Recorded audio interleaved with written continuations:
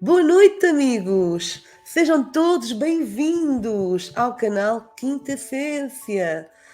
Esta noite temos connosco o fólogo Francisco Mourão, português, que ele vai se apresentar de seguida para nós, para quem ainda não conhece, e eu peço que possam divulgar este conteúdo aos vossos amigos, familiares. Deixem o like, é importante que o YouTube possa lançar este conteúdo a mais pessoas e juntem-se connosco do início ao fim deste conteúdo, desta live. Tá bom, amigos? E subscrevam o canal Quinta Essência para quem ainda não é subscrito. Eu conto com a vossa ajuda, o vosso apoio, a vossa divulgação e vamos ao nosso convidado, Francisco Mourão. Boa noite, seu amigo Francisco. Bem-vindo ao canal Quinta Essência pela primeira vez. Olá, Cláudia, boa noite. Boa noite a todos aqueles que nos estão a assistir a este programa do Quinta Essência. Para quem não me conhece, Francisco Mourão, ou Francisco Mourão Correia, sou o coordenador da iniciativa da Exopolítica em Portugal. Sou também um dos coordenadores do projeto Stellar, que envolve a Universidade de Fernando Pessoa, o Centro Transdisciplinar de Estudos da Consciência e a ICER. E sou também um dos fundadores e diretor europeu da ICER, da International Coalition for Extraterrestrial Research. Portanto, uma organização internacional registada em Portugal e que tem membros de 30 países diferentes em 6 continentes. Para além disso, provavelmente alguns de vocês já me terão visto ou no canal História ou no National Geographic, no Discovery. Nós fizemos, de facto, fizemos a coordenação das filmagens, por exemplo, fiz parte da produção e participei também no Extraterrestres, do canal História. Foram 3 temporadas. O Planet UFO, também para o National Geographic, e o UFO Europe Untold Stories, para o National Geographic também, e a Marine Apparitions para o Discovery Channel. E pronto, acho que... Muito e para além bom. de que eventualmente poderão ter visto também que eu fui três vezes ao programa Maluco Beleza, do Rui Unas, e 2 vezes à Prova Oral, com o Fernando Alvim. Maravilhoso, Francisco, agradeço a sua apresentação.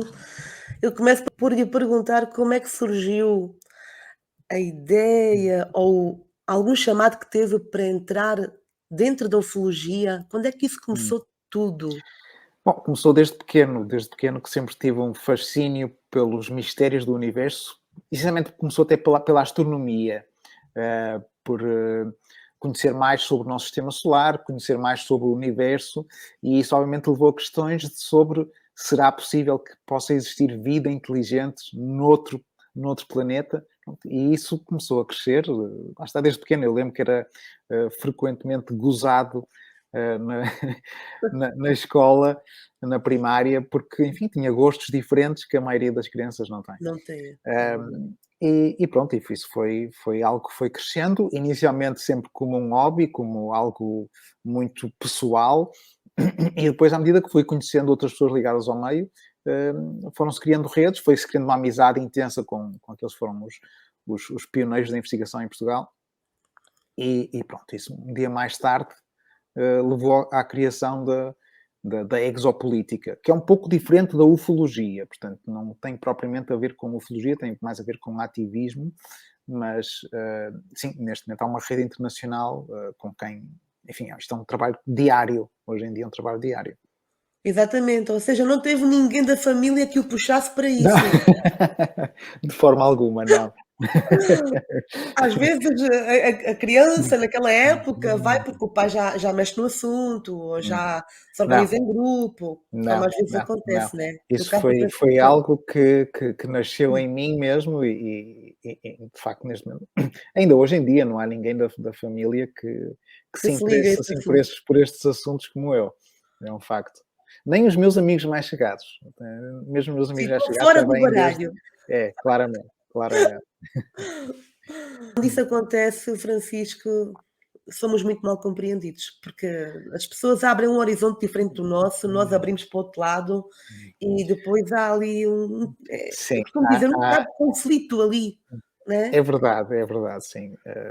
As pessoas que têm um gosto por áreas diferentes, que desencaixam do que a maioria gosta, normalmente às vezes sofrem um pouco dessa incompreensão por parte seja dos familiares, seja dos amigos mais próximos.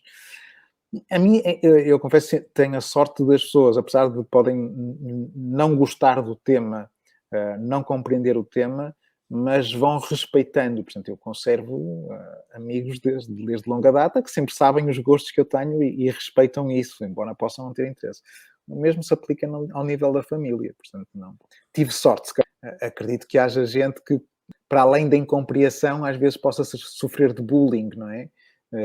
Mas não, eu não posso dizer que isso alguma vez tenha acontecido. Pelo contrário.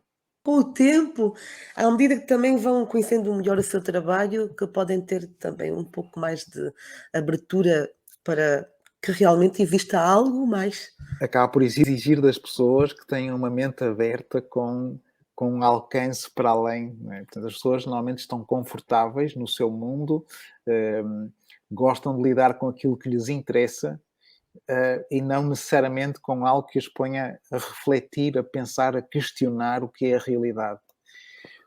E, portanto, quer dizer, eu hoje em dia, quer dizer, nem sequer me dou ao trabalho de... Portanto, isto não é um trabalho de evangelização, não é? De tentar converter o outro para que se junte à nossa causa.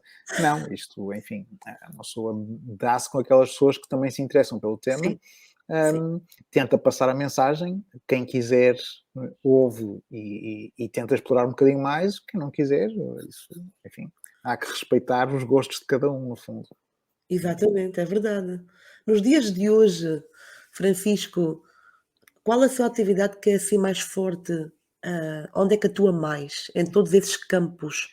É transversal, portanto, a exopolítica, tanto a exopolítica como o Stellar, que é um projeto mais recente, e mesmo a Acer, por exemplo, ainda ontem tivemos a Assembleia Geral da Acer, hoje tivemos reunião, portanto, é um trabalho que é diário para todos os campos.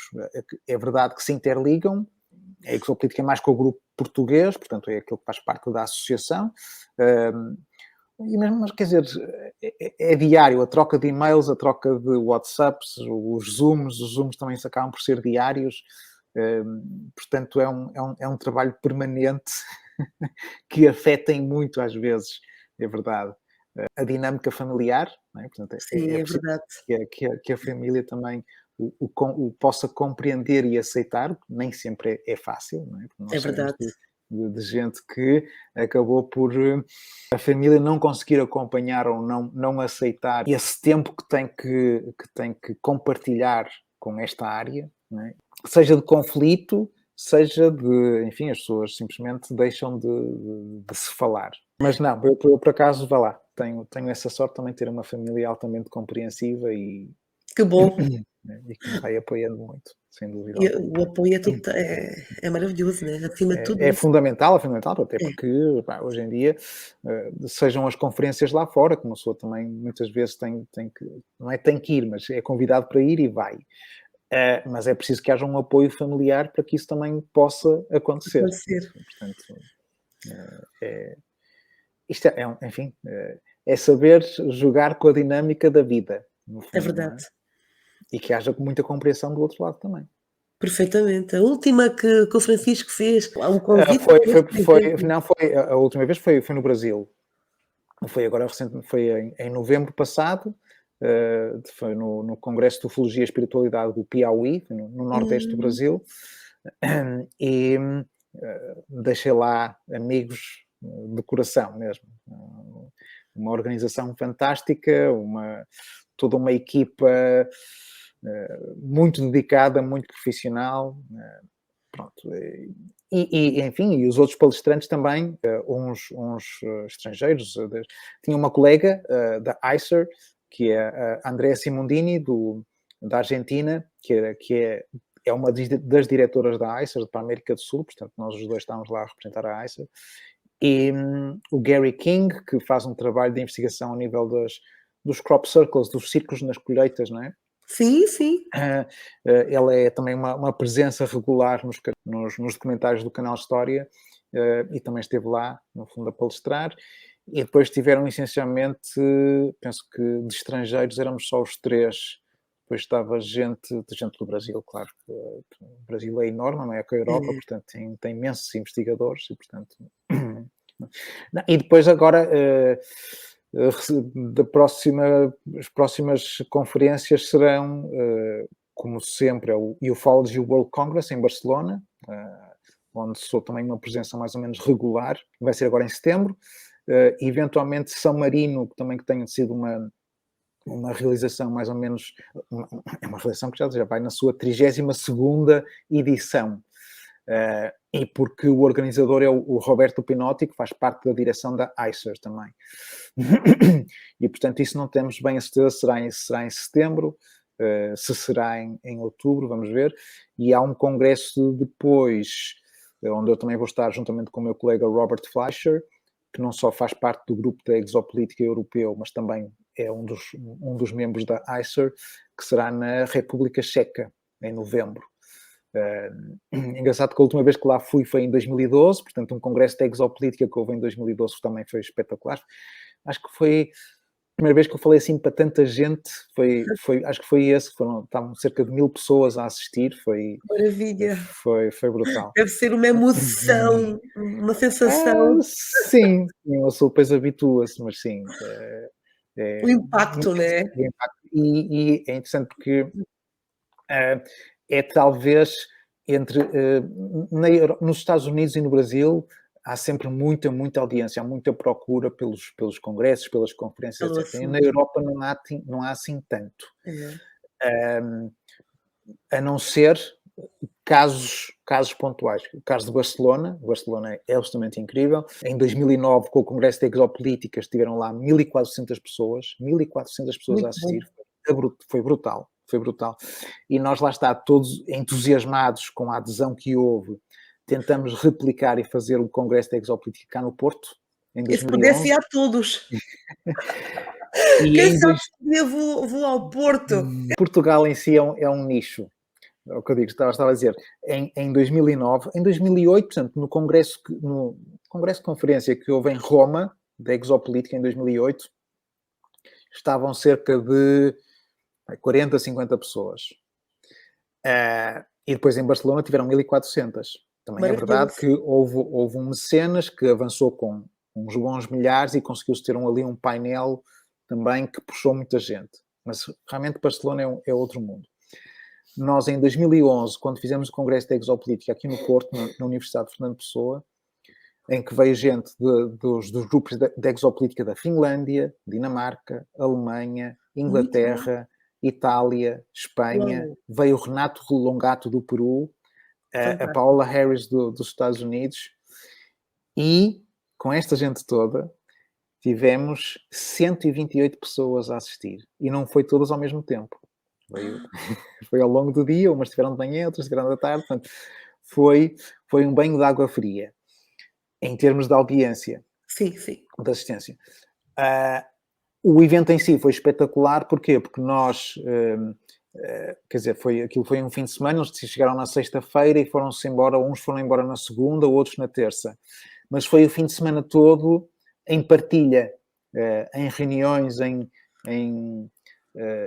definir estratégias para o futuro. Portanto, o grupo esteve ali muito unido e trabalhou a sério. E essa é sempre a parte mais importante e mais interessante destas reuniões, sem dúvida alguma. Portanto, apesar da assistência não ter sido assim grande coisa, nós conseguimos trabalhar bem.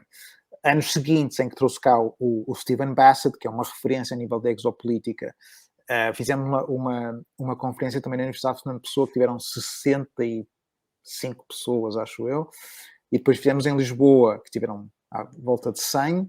O Richard Dolan também veio cá, tiveram 30 e poucas pessoas no Porto e também estiveram 120 em Lisboa.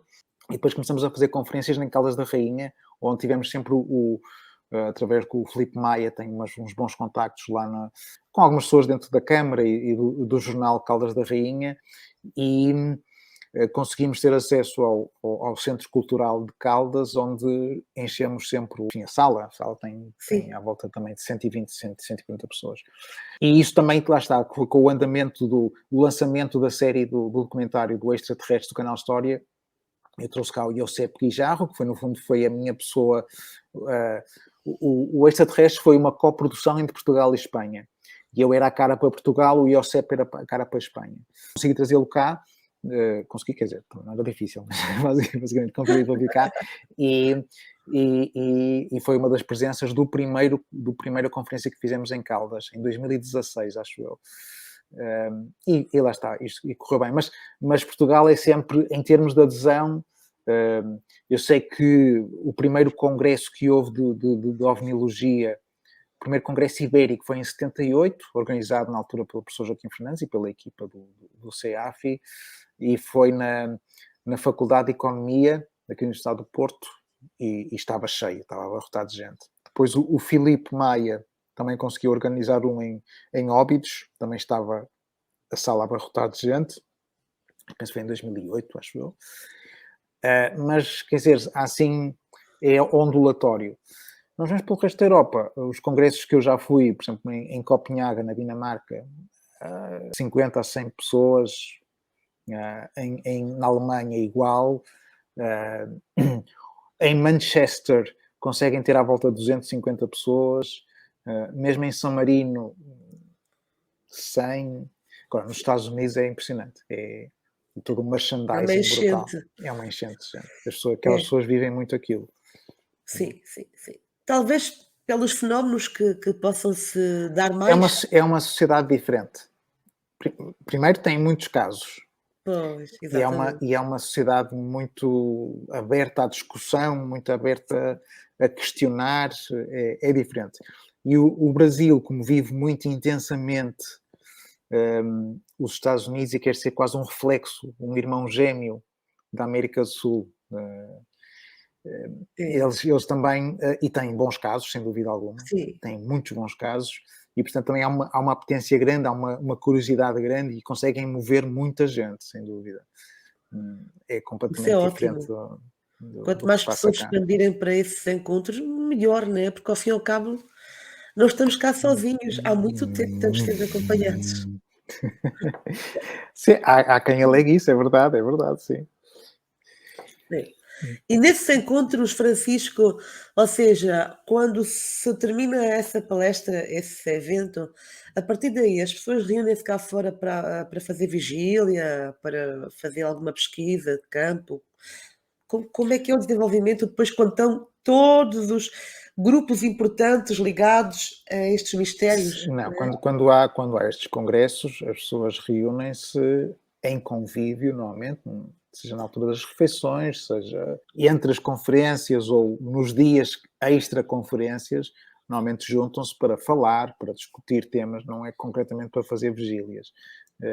Há grupos que se dedicam a fazer vigílias, por exemplo, a UF Portugal do Nuno Alves tem essa tradição de normalmente marcar uma vigília nacional, penso que é durante o mês de agosto. Havia outro grupo, Skywatchers, em Lisboa, também faziam esse tipo de observações. Durante as conferências não é assim muito, pode haver uma ou outra pessoa interessada em querer ir fazer, mas não é assim muito, muito comum. Lá no Brasil, por exemplo, sim, havia uma outra pessoa que estava interessada em, ou seja, no fundo era mais no interesse de ir levar os convidados de fora a conhecer determinados locais onde potencialmente poderia haver mais observações. Não quer dizer que fosse ocorrer no momento, mas sim. Mas é mais, de facto, o normal é ser o convívio e a discussão de casos, a discussão de experiências pessoais, a troca dessas experiências. E criam-se amizades para sempre, não é? Acima de tudo isso, não é? Acima de tudo isso, não é? Maravilha, Francisco. Eu tenho um dia que me aventurar, é isso mesmo, porque há muito tempo que estou procurando esses encontros com pessoas que façam também esse tipo de encontros, de vigília, seja do que for, né? É E às verdade vezes, que as pessoas nem sempre, pronto, uma pessoa vai tentando comunicar o melhor que pode este tipo de eventos. Agora, é verdade que nem sempre conseguimos chegar a toda a gente, ou não, claramente não chegamos a toda a gente, porque nem toda a gente fica a ter conhecimento do que vai ocorrendo, não é? sim, Mas, mas, enfim, hoje em dia com as redes sociais é eventualmente mais fácil, mas antigamente não era assim tanto. Antigamente havia muito a circulação de revistas, que hoje em dia será mais eventualmente a revista online. As pessoas estão mais dispersas, é verdade. Há tantos grupos no Facebook, há tantos grupos no Reddit, mesmo no WhatsApp. As pessoas vão partilhando muito por aí também. é verdade. Francisco, alguma vez teve algum encontro imediato com Não, algum zero. serzinho? Ou Nada. viu alguma Nem, nave? nem encontros nem de primeiro, nem segundo, terceiro, quarto, quinto grau, nunca, zero. Nem luzes no céu vi. Não. E também confesso que não é isso que me move. De forma alguma, não é? Sempre foi esta curiosidade, ou quase esta certeza, o planeta Terra, enquanto grão de areia na imensidão do universo, não podia ser o único.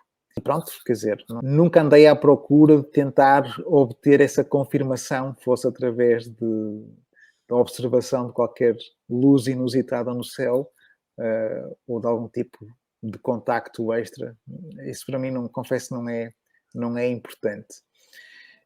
E depois, são tantas as evidências acumuladas ao longo Dos anos? dos anos, das décadas, que, quer dizer, é praticamente inquestionável, não é? Portanto, não é algo que me tira o sono, digamos assim. Claro.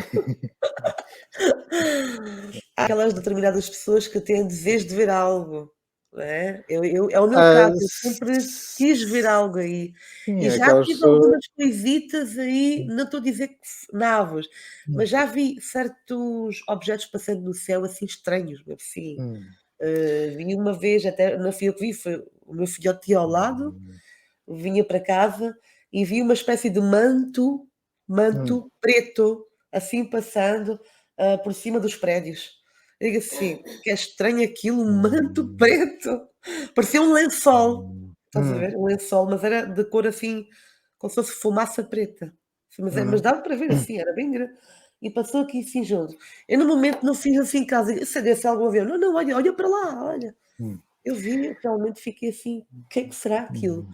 Depois desapareceu entre as nuvens, então são coisas que Foi um não se sabe fenómeno aéreo não identificado, identificar, não é? Portanto, não porque agora conseguiu identificar o não, fenómeno no momento da observação. E isso é que é, é um objeto ou um fenómeno aéreo é não realmente identificado. No momento da tem aqueles observação não OVNIs, consegue né. identificar. Hum, Exatamente. hum. Agora tem um nome diferente que eu já vi aqui Sim, de OVNI passou a UAP, Unidentified Aerial ou Anomalous Phenomena.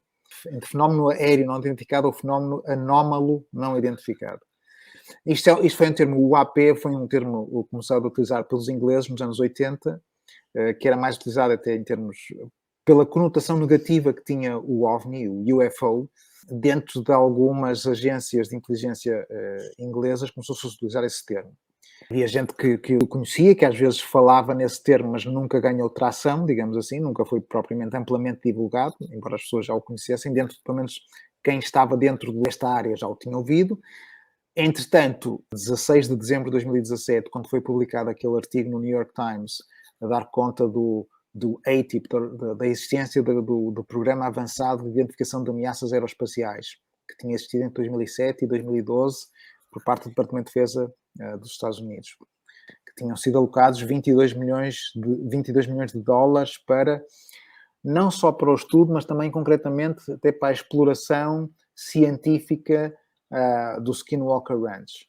E quem tinha estado à frente desse programa tinha sido o Luís Elizondo. E depois, enfim, foi a abertura da caixa de Pandora, houve, enfim, uma série de outros acontecimentos que se seguiram. Foi precisamente com o lançamento dessa notícia e do Elizondo ter começado a utilizar o termo UAP de uma forma, porque ele foi depois convidado da CNN, da NBC, enfim, de todos os canais americanos possíveis. Ele falou muito no termo UAP e simplesmente pegou. Então, quem estava distraído ou quem chegou agora pensa que é um termo novo. Não é. Portanto, já era utilizado desde os anos 80 de uma forma mais reservada. Ok. Hoje em dia, tornou-se... Lá está, a ideia também é realmente retirar o estigma. Da mesma forma que, de início nos anos 40, 50, se utilizava o termo disco voador, Sim. Flying Saucer, que depois passou a ser UFO, e agora passou a ser o AP. Pronto. Ou seja, vai-se tentando retirar um pouco do estigma Retirar. É verdade. associado ao termo Ao nome, né? e pronto. Eu vi outro que lhe dizem OVET, objeto voador extraterrestre. Mas isso normalmente é utilizado até para chamar a atenção das pessoas, no sentido em que quem olha para o céu e vê uma luz estranha O muitas vezes não sabe que é? o que é, não está habituado a identificar estrelas cadentes ou a própria estação espacial ou outros tipos de satélites que possam, porque o planeta Terra está envolto numa nuvem de satélites, não é? Portanto, sejam os Starlinks, enfim. Sim. Então, as pessoas facilmente passam do que é o OVNI, que é o objeto voador não identificado, ao OVET, portanto, que caracterizam logo como sendo extraterrestres. Passam do 8 para o 80. É.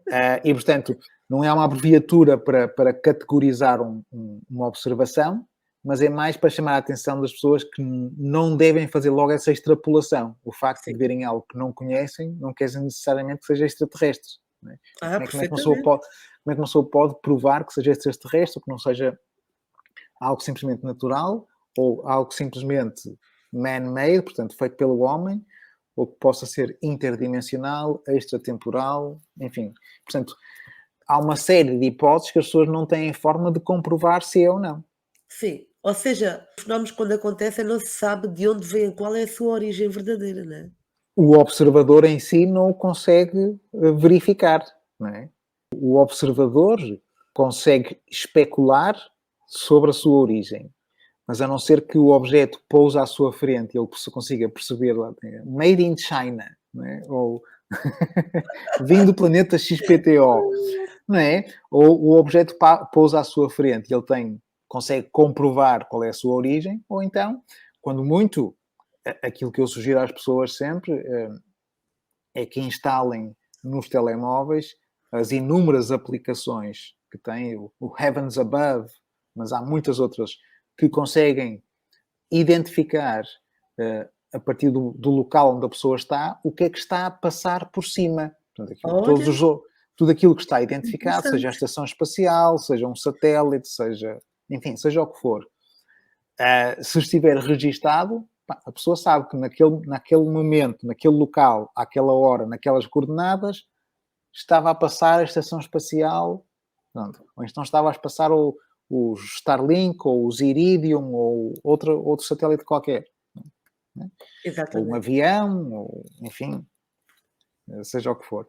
Se não for nenhuma dessas hipóteses, ou seja, se a aplicação não conseguir reconhecer, o ideal é ir experimentando as outras aplicações todas, pode ser que algum reconheça. Se não reconhecer, pronto, é um caso em aberto, é algo extraordinário que viu que não conseguiu explicar. Explicar. Mas daí a dizer que é extraterrestre, quer dizer, Não não se há forma de o poder dizer, não é? E, por exemplo, em Portugal, quais os casos que vocês já registaram, assim, de acontecimentos que tenha havido? Até aos dias de hoje, assim, Ok. mesmo até aos casos mais recentes. Em termos de observações, há observações quase todos os dias. Quase todos os dias recebemos e-mails de pessoas que observaram algo que não conseguiram explicar. Uns casos até interessantes e que estão abertos ainda em investigação. Penso que todos os grupos em Portugal vão recebendo esse tipo de e-mails ou mensagens, ou seja o que Sim. for, através dos sites ou através do Messenger, do WhatsApp, etc., das diversas observações que as pessoas, de uma forma geral, vão tendo. Assim, tal como a MUFON, a Mutual UFO Network dos Estados Unidos, recebem milhares por ano. Não é? Portanto, É diferente. a não ser que sejamos um jardim zoológico ou uma atração turística na galáxia, eu desconfio muito que haja milhares de visitas por ano. Que possa haver 2 ou 3, Sim, agora não acredito que haja milhares. Mas Portugal, para além dessas notificações que vamos recebendo de pessoas que observaram algo que não conseguiram identificar, às vezes até situações bastante curiosas, nós temos ainda, o Henrique Oliveira o produtor, fez uma série que toda a gente deve ter visto, e se não viu, vocês encontram no YouTube, que é Os Encontros Imediatos, sobre o trabalho que foi realizado por parte do STEC, CEAFI, CNIFO, SPEC, STEC, ao longo dos anos, desde os anos 70, da investigação que foi conduzida, inclusive junto da Força Aérea Portuguesa, e que tem bons casos. Portanto, nós sobressaímos a nível mundial, precisamente por esses, pelo menos pela abertura que no passado a Força Aérea teve, no sentido de autorizar investigadores civis a irem entrevistar os pilotos. Isso é uma coisa mais ou menos inédita. O facto de termos 2 chefes de Estado-Maior da Força Aérea que falaram abertamente sobre os casos que viveram, o Sr. General Lemos Ferreira, o Sr. General Conceição e Silva, é também algo que lá fora não acontece. Temos 5, 6 casos que envolveram pilotos da Força Aérea que estão bem investigados, estão bem documentados e que fazem a diferença. Portanto, nesse aspecto, nós que já fomos no passado uma potência mundial, não é? Na altura dos descobrimentos, e que tivemos colónias por todo lado, fizemos chegar a nossa língua, a nossa cultura aos 4 cantos do mundo, apesar de sermos uma esfera. É verdade. Também fazemos a diferença no que toca ao campo da ovinologia. Portanto, nós, esta abertura, muito também pela visão ou pela mente aberta que o Sr. General Lemos Ferreira tinha e proporcionou essa abertura. Temos bons casos, não temos um número grande de casos, mas temos bons casos e que estão bem documentados. Foram alvo desse documentário do Henrique Oliveira, o Encontros Imediatos. Acabamos por repetir um pouco isso para o UFO Europe, para o extraterrestre do canal História, enfim. Portanto, lá e são sempre oportunidades para dar a conhecer aquilo que é o nosso histórico, que é pouco conhecido, seja pela língua, seja por desconhecimento. Nós somos tão pequenos, não há tanta gente lá fora que pensa que somos uma província espanhola, não é? Infelizmente. Pronto, e basicamente é isso. Casos recentes assim, é só mesmo através de e-mails que recebem alguma coisa, alguns avistamentos que as pessoas veem? Casos recentes que com um impacto assim como se tivemos no passado, de facto... não tem havido. O caso de 57 com o Sr. General Lemos Ferreira, que envolveu eram F-89, 40 minutos de observação de um objeto que depois muda de cor, muda de forma, quase colide com os aviões. Portanto, é muito rico, é um caso muitíssimo rico.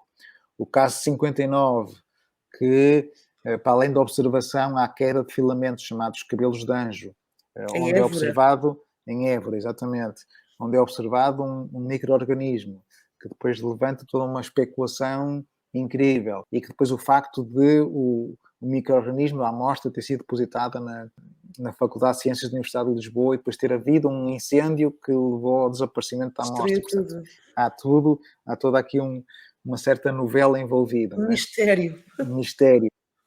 O caso de 77, com o piloto José Francisco Rodrigues, em que também vê um objeto com cerca de 15 metros de diâmetro que se paira em frente ao avião dele e depois, quando se vai embora, há uma perda de sustentabilidade do avião, o avião cai. E, ao mesmo tempo, há uma quebra de energia na barragem de Castelo de Bode, onde estava a ser feito o voo.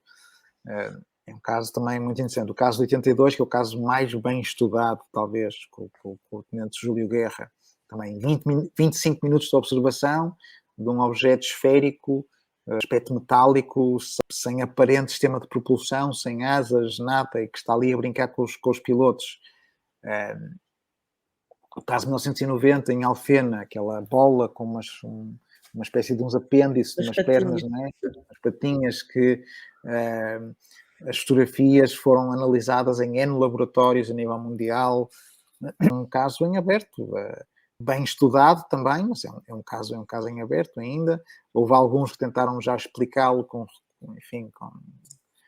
especulação de determinadas, dizendo que podia ter sido um exercício com determinado drone, agora um drone nos anos 90. Depois temos 2004, enfim, entrada de 2004, eventualmente teria sido um míssil, havia realmente portanto, há um objeto ou uma luz que é observada num período de entre 50 a 70 minutos de observação, desde o norte de Espanha, da Galiza até ao Algarve.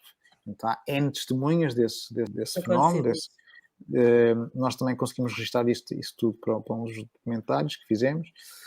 É verdade que naquele momento estavam a decorrer exercícios militares da NATO no Mar da Bretanha e que há quem diga que pudesse ter sido um míssil lançado e que tenha corrido algo mal e, portanto, tenha feito um voo mais ou menos errático. Mas, quer dizer, o míssil à partida teria caído em algum lado e ter provocado estragos. E isso não aconteceu, portanto, não sei, também é um caso mais ou menos em aberto. Temos em 2014 a queda de filamentos, novamente os cabelos de anjo. Nós recebemos 3 amostras que depois foram analisadas. Também foi mais ou menos inconclusivo. E depois, quer dizer, vai havendo sempre, lá está, estas pequenas observações de pessoas que dizem eu consegui observar isto. Há sempre o envio de imagens, fotografias que são sempre pouco nítidos, não é? Portanto, não dá para tirar grandes conclusões, mas isso é o costume, se calhar faz parte mesmo do próprio fenómeno, não é? Que nasce este jogo do gato e do rato, que nunca se mostra muito. É verdade. Pode ser uma questão da própria frequência do fenómeno, pode ser, enfim, é uma incógnita também, é um mistério associado ao fenómeno, como é que ele nunca se deixa apanhar, digamos assim. Nunca há uma fotografia excelente, nítida. Quer dizer, houve aquelas dos antigos contactados nos anos 50, 60, desde o Billy Meyer ao George Adamski, que depois acabaram por se comprovar que eram fotografias falsificadas, mas de resto é mais ou menos isso. Andamos sempre aqui no gato e no rato, basicamente. Na caça aos OVNIs. É um pouco isso, a caça aos OVNIs, sem dúvida. Portanto, além dos avistamentos que as pessoas comuns veem nos céus, né?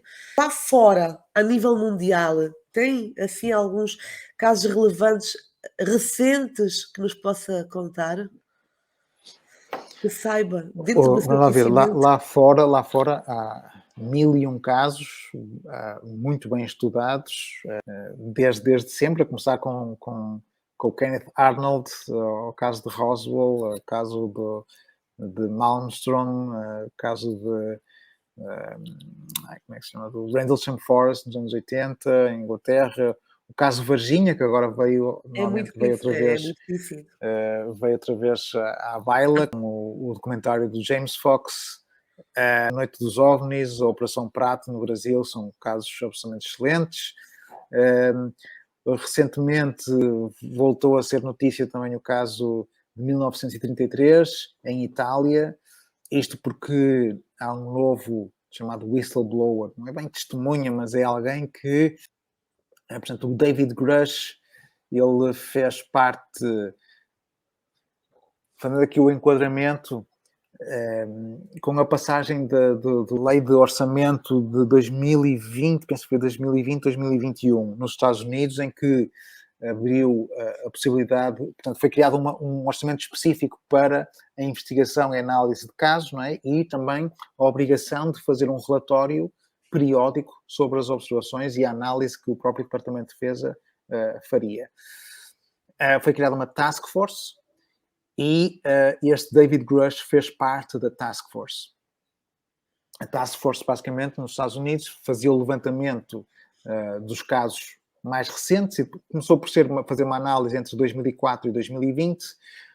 O primeiro relatório foi publicado a 25 de junho de 2021, uma análise de 144 casos entre 2004 e 2020.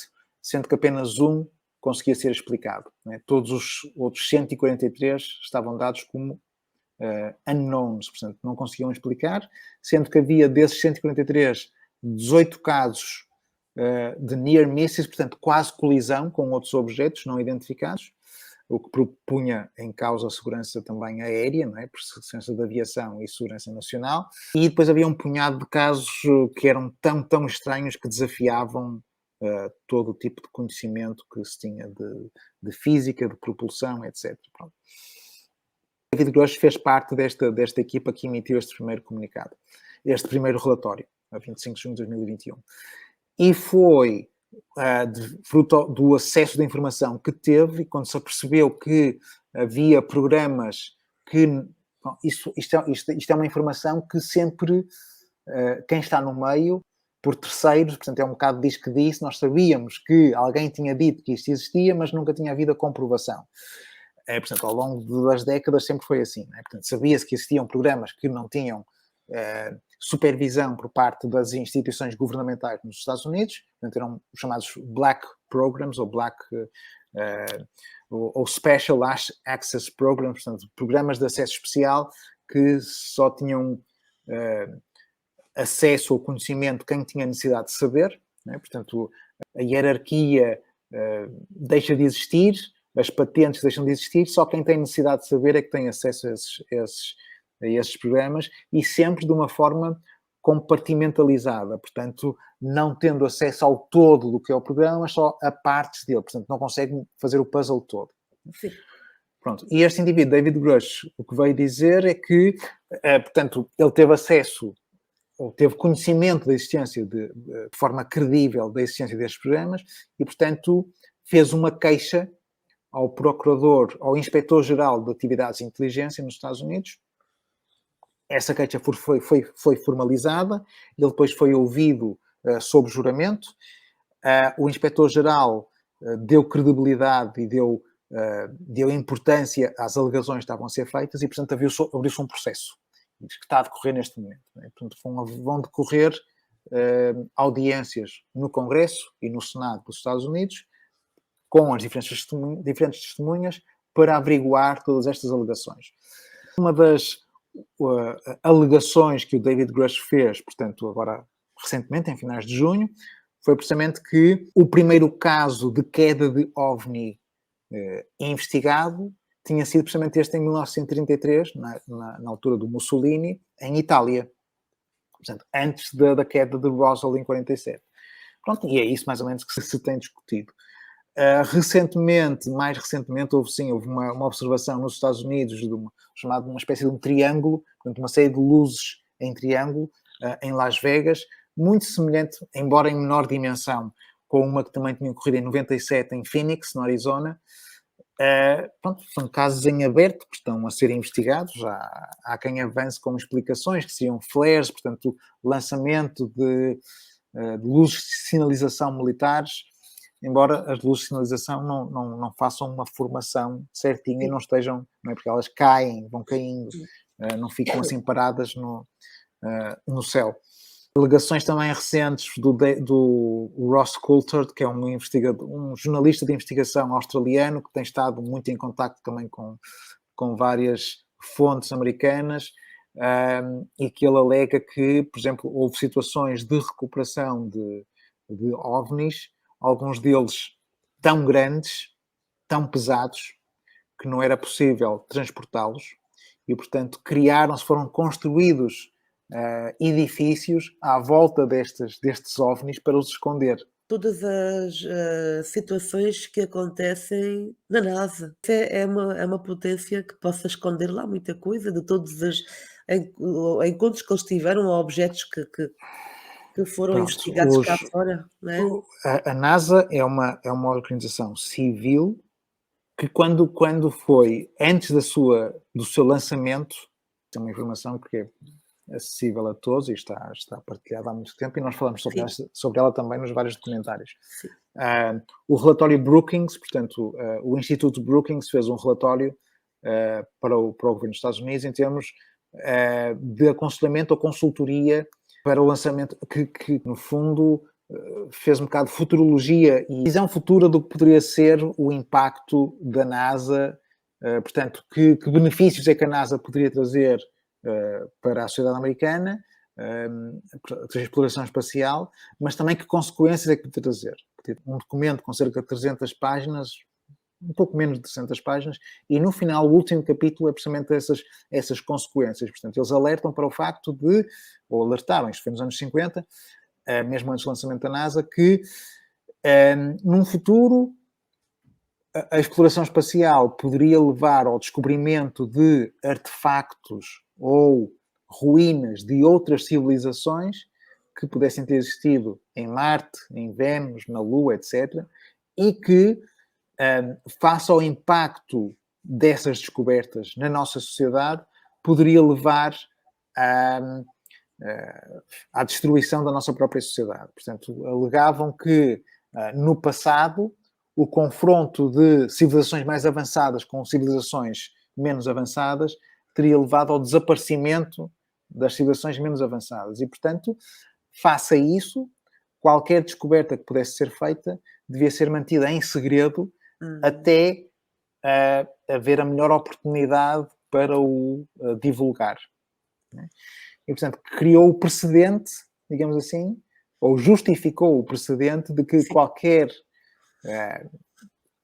informação mais extraordinária que fosse descoberta pela NASA pudesse ser, de facto, encoberta. Agora, nós tivemos vários astronautas ao longo das décadas que falaram sobre, não só sobre as suas observações, mas também sobre a informação a que tiveram acesso de recuperação de OVNIs, de seres que já cá estariam. Portanto, temos desde o Edgar Mitchell, que foi o sexto homem a pisar na Lua e que falava abertamente sobre o assunto. Ele participou em vários documentários também. Foi um ativista, no fundo, para a desclassificação de documentação e para falar abertamente sobre a presença extraterrestre. O Gordon Cooper, um dos últimos astronautas, também ele próprio chegou a assistir a uma situação em que um OVNI, ele, portanto, numa autoestrada do Nevada, penso que é no Nevada, a certa altura vê um objeto a pousar e de dentro do objeto sair um ser, e, portanto, ele chegou, ele inclusive, ele foi uma das pessoas que testemunhou em 1978, na chamada Iniciativa de Granada. Portanto, o Sir Harry Carey, o primeiro-ministro de Granada, tentou levar à discussão nas Nações Unidas a criação de uma agência dentro das Nações Unidas para estudar o fenómeno, e reuniram-se diversos cientistas, diversos investigadores da área, e um deles era precisamente o Gordon Cooper, esse astronauta, que foi também testemunhar o seu caso, e houve um outro capitão do Exército dos Estados Unidos, caso também de um helicóptero em 73, se não estou em erro, que a essa altura foi quase que chupado por um OVNI. Foi quase que abduzido, é isso? Não é bem isso. Portanto, eles iam numa missão e, a certa altura, veem um objeto que vem quase como se fosse em colisão contra o helicóptero, que depois passa por cima do helicóptero, paira sobre o helicóptero e levanta o helicóptero. Várias centenas de metros. E não sei se eles também, a essa altura, reportam missing time, portanto, perda de noção de tempo. Foi uma das testemunhas que falou na própria Assembleia Geral das Nações Unidas, em 78, sobre isso. Isso podia nos levar agora para o projeto Titano, por exemplo, que é um projeto da ICER. Nós estamos, no fundo, não é tentar replicar o caso de 78, que é um caso diferente. Aí o Sir Harry Carey, ele próprio tinha, primeiro-ministro de Granada, ele próprio tinha tido uma observação, ficou também bastante intrigado com tudo aquilo que assistiu, e, portanto, ele tinha uma motivação pessoal para tentar levar a que houvesse a criação desta agência dentro das Nações Unidas, que não foi, portanto, ele acabou por ser deposto. Houve um golpe de Estado em Granada, ele foi deposto e, aliás, foi acolhido dentro do edifício das Nações Unidas como exilado político. E depois o que aconteceu é que, em vez de haver essa resolução para a criação da agência, houve apenas uma decisão, que é chamada Decisão 33/426, que convida os Estados-membros a desenvolverem estudos sobre o fenómeno e a partilharem as conclusões desses estudos, o que não é propriamente a mesma coisa que criar uma agência dentro das Nações Unidas para estudar o fenómeno, não é? Portanto, essa é a decisão 33426. Nós, hoje em dia, conseguimos, portanto, em 2021, apresentamos este projeto ao Governo de São Marino, e o Governo de São Marino, enfim, houve todo um processo de recolha de potencial interesse, etc. E agora, em janeiro de 2021, foi aprovado em Conselho de Ministros este nosso projeto de criação de um fórum mundial de investigação e discussão sobre o fenómeno. Não é? Pronto, uma vez tendo sido aprovado em Conselho de Ministros, necessariamente terá que ser apresentado à partida em setembro deste ano à Assembleia Geral das Nações Unidas. Nós temos vindo a trabalhar no sentido, houve uma equipa que foi criada, isso não é obviamente não é público, claro. mas temos vindo a trabalhar com alguma cadência, portanto, desde janeiro temos tido reuniões com bastante regularidade, com um grupo de pessoas a nível internacional, para que seja possível chegar a bom porto. Realmente tudo isto envolve muita diplomacia também, muitas redes de contacto, mas vamos acreditar que vai ser possível. Ou seja, vai ser discutido. Sim, o ser possível é que seja aprovado. Não é? Okay. Nós precisamos que haja um apoio de um número de países considerável para que isto chegue a bom porto. Esse é o grande desafio. Não é? Esse é o grande desafio. Tudo o que se vai pesquisando e se vai desenvolvendo cada um dentro da sua área, e reunindo todos esses aspectos, trabalham tudo isso, certo? O nosso objetivo é, à semelhança do que também existe o Fórum Económico Mundial, não é? Existe o Fórum do Clima, pudesse existir também um fórum, não é da ovniologia, mas é dos fenómenos aéreos não identificados. Não é? Portanto, uma vez que o fenómeno é mundial, faz-se ver ou é observado em todo o mundo. Há casos desde sempre. Há uma questão de segurança aérea, portanto, houve situações já de quase choque com estes objetos. Mas cá em Portugal ou fora? Não, no mundo inteiro. No mundo inteiro, sim. No mundo inteiro. E, portanto, isso faz ver, tudo bem, pode não ser uma prioridade para os imensos desafios que a humanidade tem pela frente. Climáticos, sem dúvida, económicos também, uma coisa está associada à outra, mas este fenómeno, uma vez que é mundial e que é uma incógnita para muita gente e que poderá ter, em função daquilo que se possa descobrir sobre a sua origem, pode ter impacto a nível de choque de paradigmas, não é? E, portanto, a sua capacidade de transformar toda a sociedade humana é extrema. Portanto, isso deve ser discutido de forma... Com detalhes e minuciosamente, não é? Sim, mas idealmente de forma supranacional. Não é? Portanto, sem que haja um interesse nacional só específico. Não é? Tem que ser de toda a gente.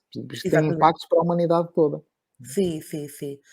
E esses impactos podiam-se dar com a presença deles, eu quando digo deles, seres que viessem ao planeta Terra, que se apresentassem para a humanidade e dizerem: estamos aqui, queremos contato. Isso é a visão hollywoodesca, não é? Que vai uma nave aterrar nos jardins da Casa Branca e sai de lá um homenzinho verde a dizer "Take me to your leader".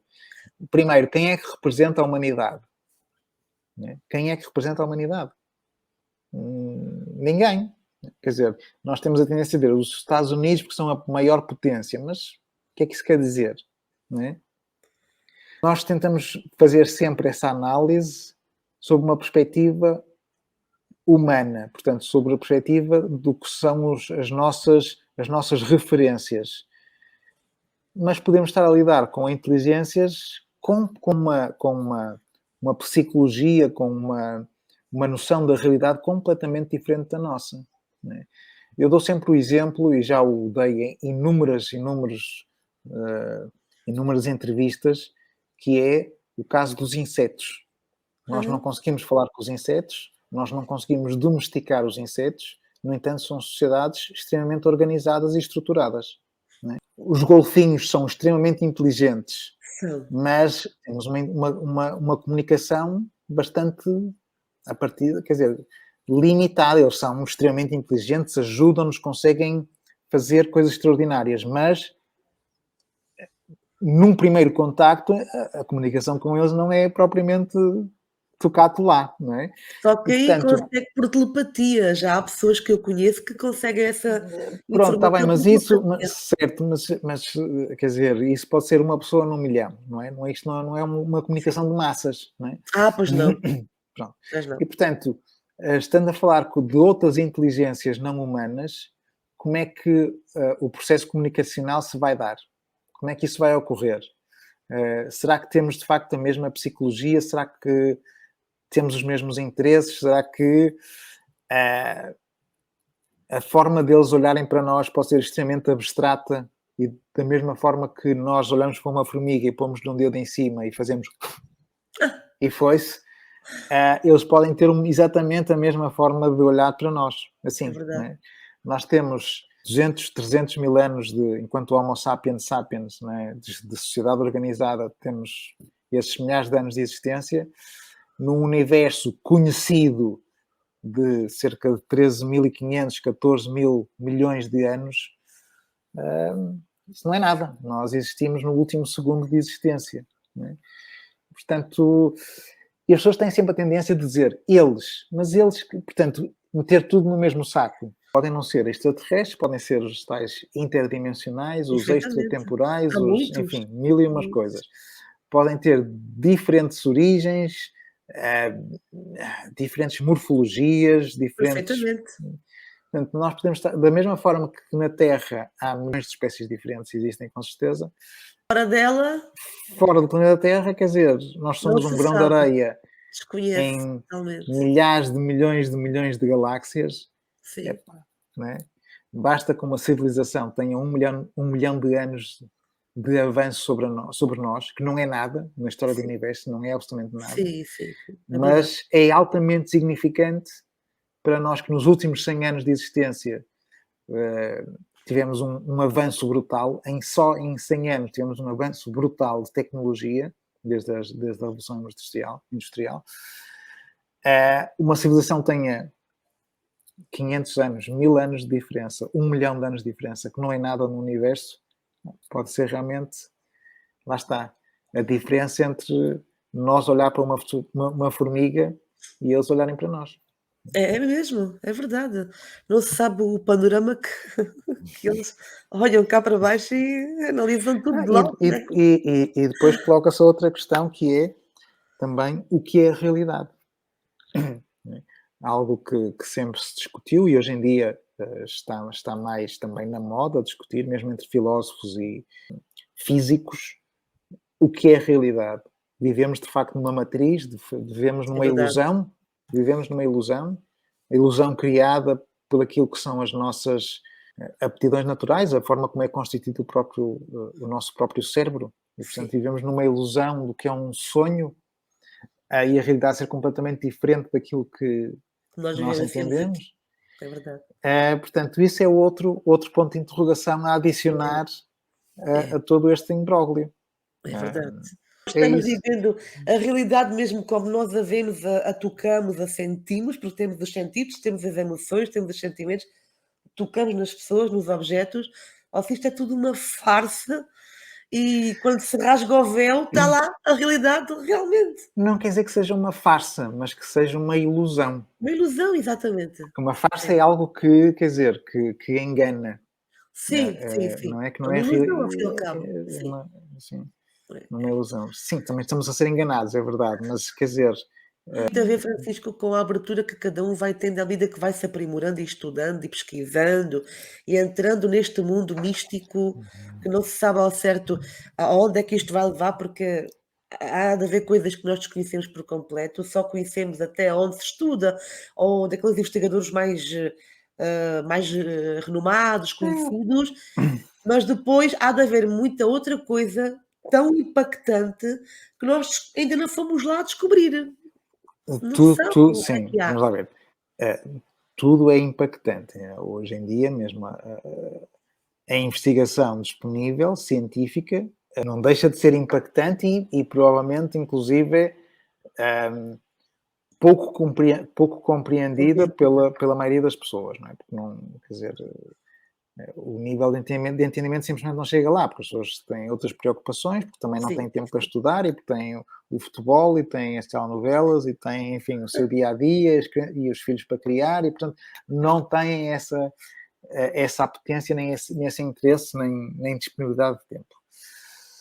Independentemente do que possa ou não ser a realidade das coisas, as pessoas também não se devem deixar perder por isso, ou seja, cada um de nós tem a sua vida do dia a dia e é um tema de estudo. As evidências apontam, e são muitas, apontam para um determinado caminho, mas, quer dizer, a ciência já esteve errada 1001 vezes no passado. Não é?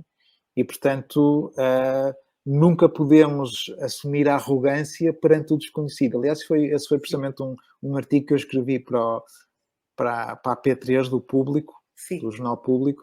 É precisamente isso. As pessoas têm essa tendência de eu já sei tudo e, portanto, tudo aquilo que me parece impossível não pode existir. Pois. Não Isso é é? totalmente errado, não é? Estamos sempre a descobrir coisas novas. Não, mas a própria comunidade científica muitas vezes tem Sim. essa arrogância, não é? Portanto, Ok. se é impossível, aos meus olhos, não pode existir. E é um bocado isso, é um bocado assim que se tem sido tratado o fenómeno OVNI. É tão, para algumas pessoas, é tão inverosímil, tão pouco possível, que, fruto do conhecimento limitado que têm das leis da física, etc., como é que eles chegam cá se a estrela mais próxima está a 4 anos-luz? Quer dizer, que a velocidade da luz demorariam 4 anos a cá chegar. E nós não conseguimos andar à velocidade da luz sem... Seria absolutamente impossível. E, portanto, estas viagens interestelares não são possíveis. Tinham que ser recursos infinitos e gerações atrás de gerações, não é? De famílias para conseguir cá chegar. Portanto, o empreendimento é tão grande que não justifica.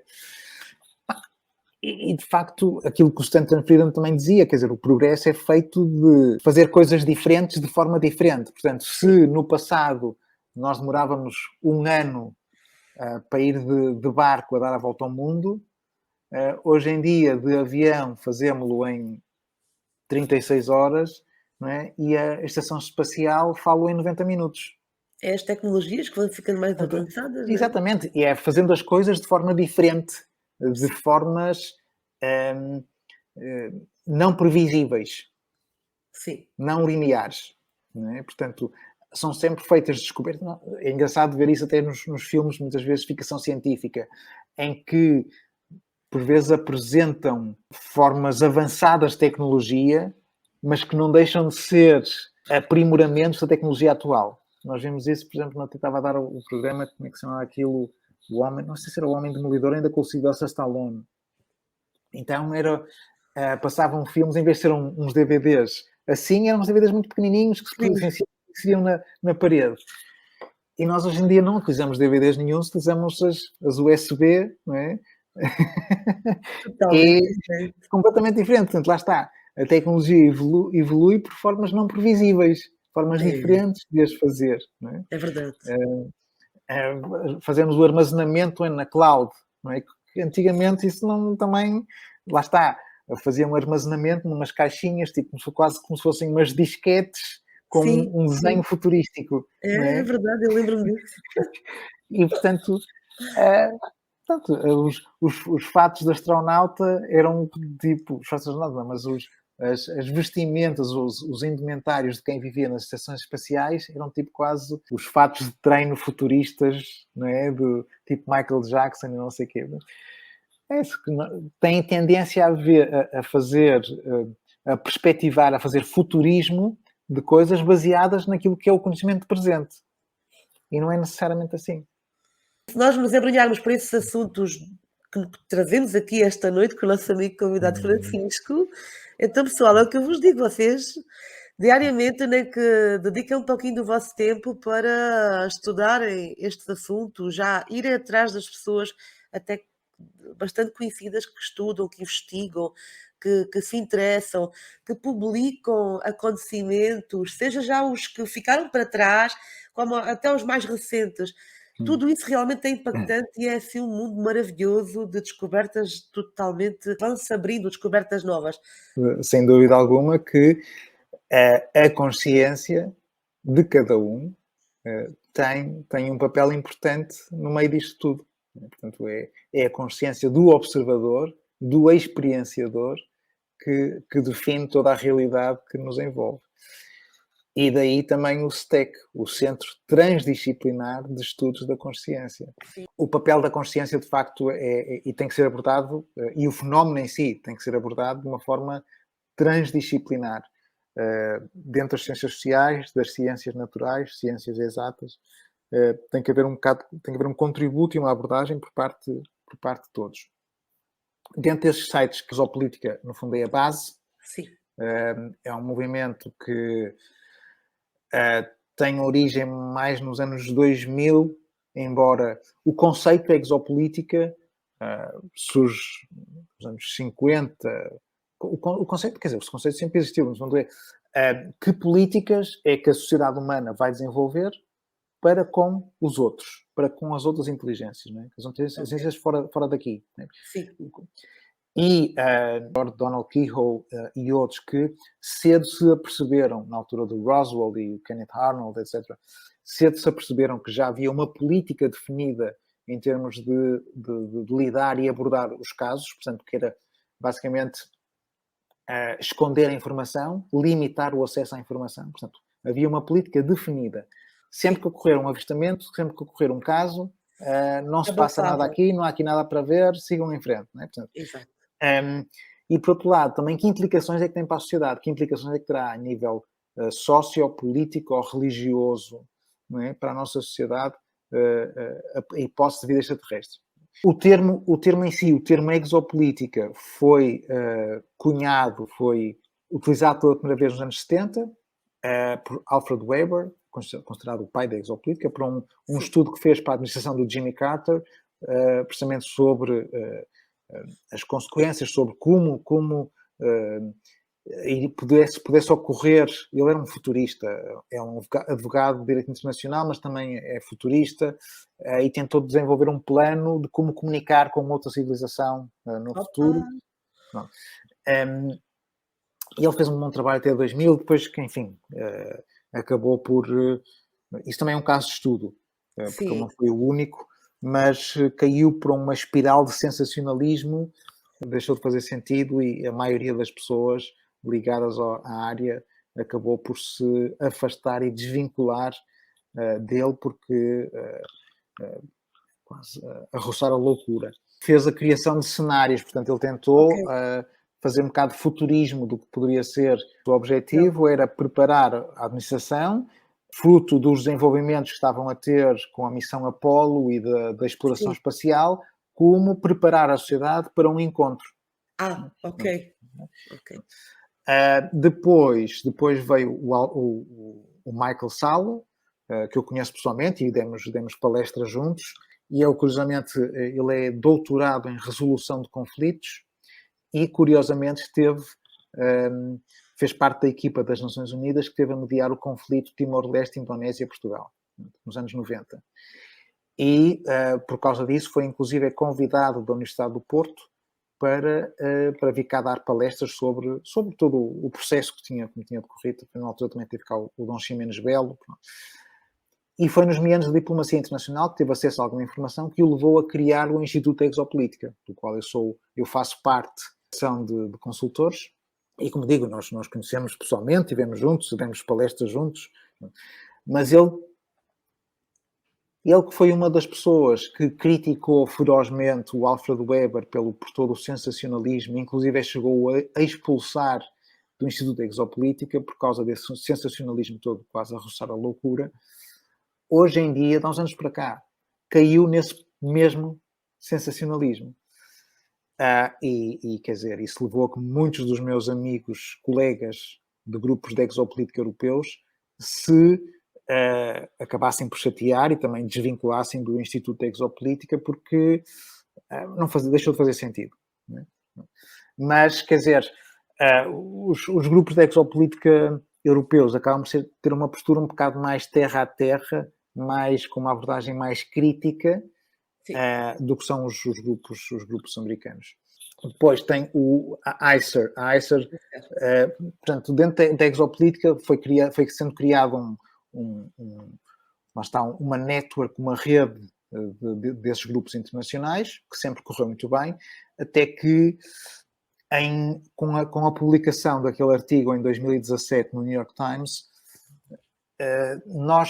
isto é um bocado de especulação, nós não temos bem a certeza, mas a ideia com que ficamos é que os chineses terão, de alguma forma, ficado surpreendidos com esta abertura e eles fizeram ou promoveram e organizaram em Moscovo, em novembro de 2018, o Continents Forum, o Fórum dos 5 Continentes, em que uma das vertentes era precisamente a exploração espacial e ovniologia, etc. Pronto, convidaram uma série de investigadores a nível internacional, e a ideia deles era criar uma estrutura internacional para debater o assunto, e que iam criar, inclusive, um quartel-general com equipas, com staff, etc., lá na China, para debater isto.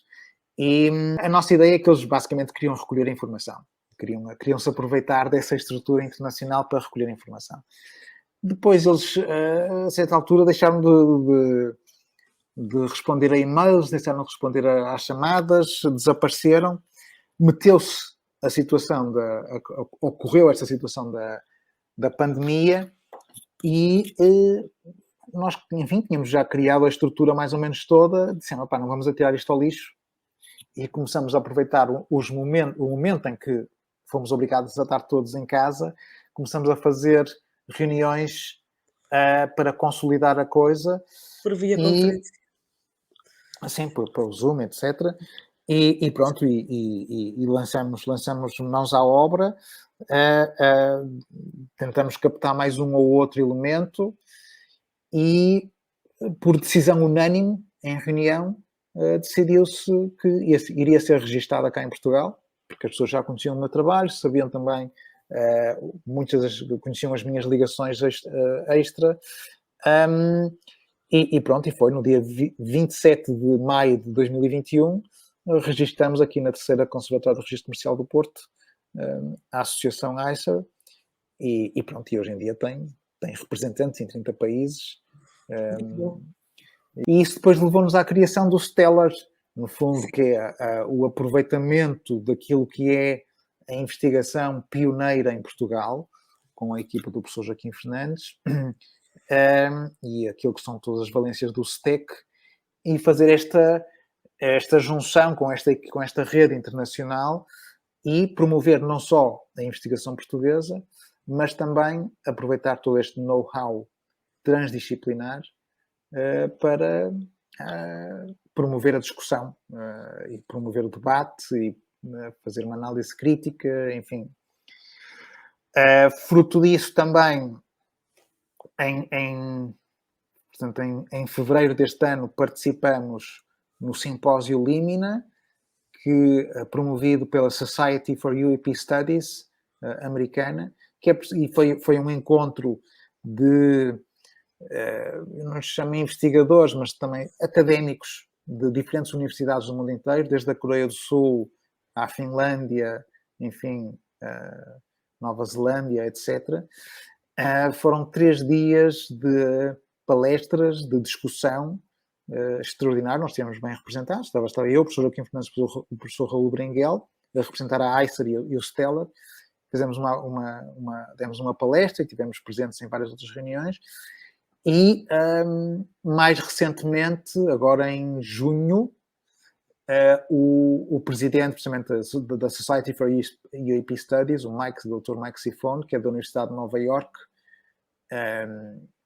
ele fez um périplo pela Europa, esteve reunido com um grupo de investigação da Universidade de Würzburg, teve depois reunido com dois grupos de investigação em França, onde estiveram também, foram outros elementos europeus, e depois veio cá, onde tivemos uns encontros, foi durante uma semana, tivemos vários encontros, inclusive um na universidade, para debater projetos futuros de colaboração, e as coisas estão no bom caminho. Portanto, enfim, o futuro é sorridente. Temos, de facto, várias iniciativas a decorrer ao mesmo tempo. Nem todas são, obviamente, do conhecimento público, mas é um pouco assim, para que as coisas funcionem. Às vezes apresentam-se no final os resultados sem antes estar a criar muito burburinho. Basicamente Exatamente. é isso. Para alguém, por exemplo, que queira entrar num grupo destes que referiu aqui, né? O que é que a pessoa deve fazer para poder participar destes grupos?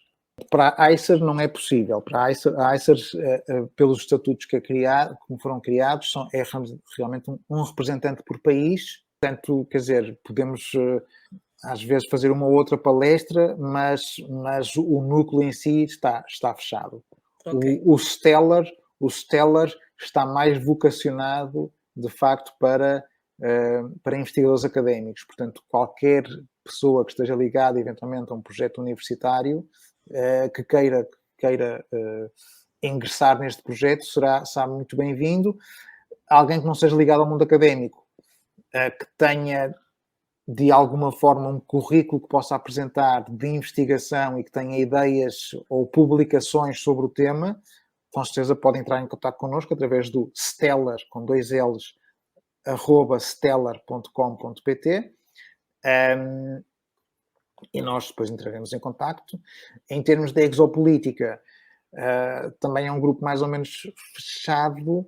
Portanto, a ideia não é ter um grupo grande, realmente são grupos fechados. O que nós estamos fazendo é através do Exorealidades, que no fundo é como a Cláudia também faz, com a sua quinta essência. No fundo, nós vamos fazendo entrevistas a diferentes investigadores a nível nacional e internacional e dando a conhecer o trabalho de cada um.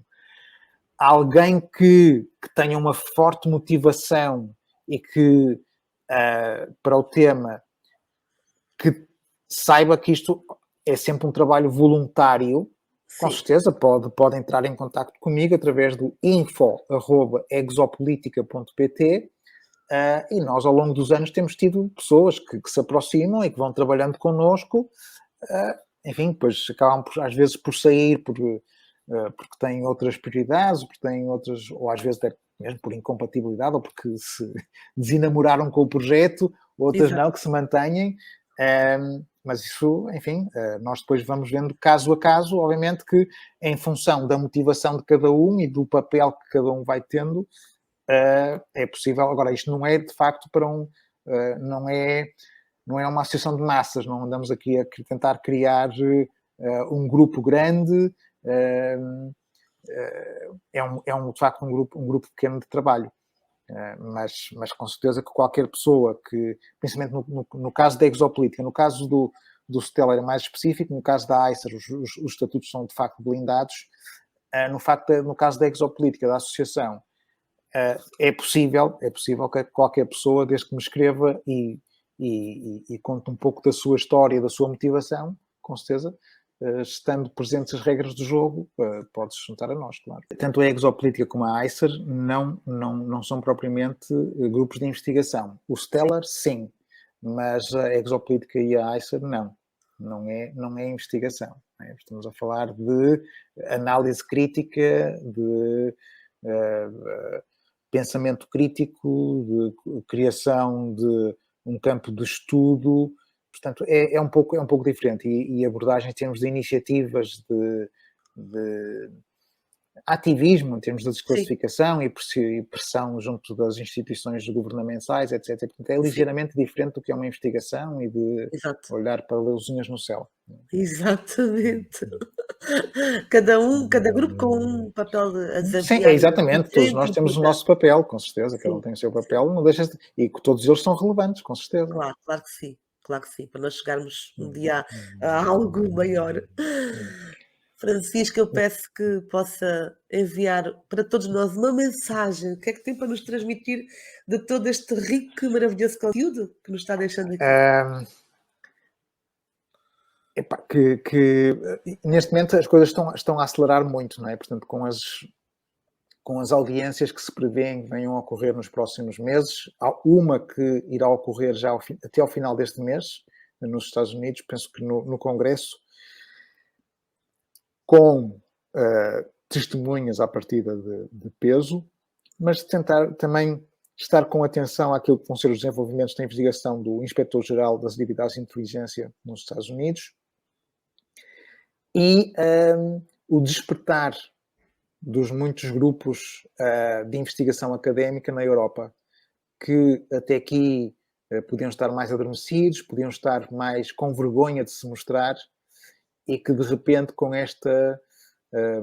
o afastar do estigma, começaram-se a manifestar, começaram-se a fazer ver, e isso é bom para a discussão geral, e os próximos tempos, sem dúvida alguma, prometem, é para as pessoas estejam com atenção, porque embora a grande maioria dos jornalistas e dos mídias europeus, mas especialmente portugueses, andam todos mais ou menos a dormir com aquilo que se passa lá fora, não têm interesse, têm outras preocupações, com certeza. Interessa mais saber o jogador de futebol XPTO que vai chegar amanhã de avião e vão estar as televisões todas durante meia hora a cobrir cada passo que o senhor dá no aeroporto. Mas nesta área as coisas estão a arrebentar, estão a um nível absolutamente incrível. A especulação é muita, as alegações são extraordinárias, vamos ver no que é que isto tudo dá. Mas promete, nos próximos meses prometem, sem dúvida alguma. Opa, que maravilha! Temos de estar atentos, amigos. Vamos estar com os olhos postos aí na ovniologia, fenomenologia e sem todos esses acontecimentos que com certeza irão ser muito bons e reveladores para todos, não é? Sim. Amigos, espero que tenham gostado do nosso conteúdo, nosso vídeo, nossa live com o nosso convidado Francisco Mourão, pela primeira vez aqui no canal Quinta Essência.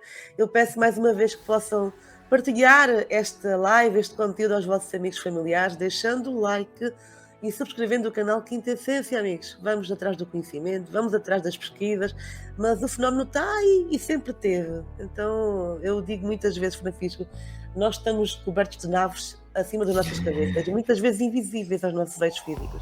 É possível. Então a vida inteligente está aqui ao nosso lado. Por isso é importante essa pesquisa, esse aprofundamento do mais além do que os eixos físicos não enxergam e o que nós podemos sentir em nós que realmente não estamos sozinhos e nunca tivemos.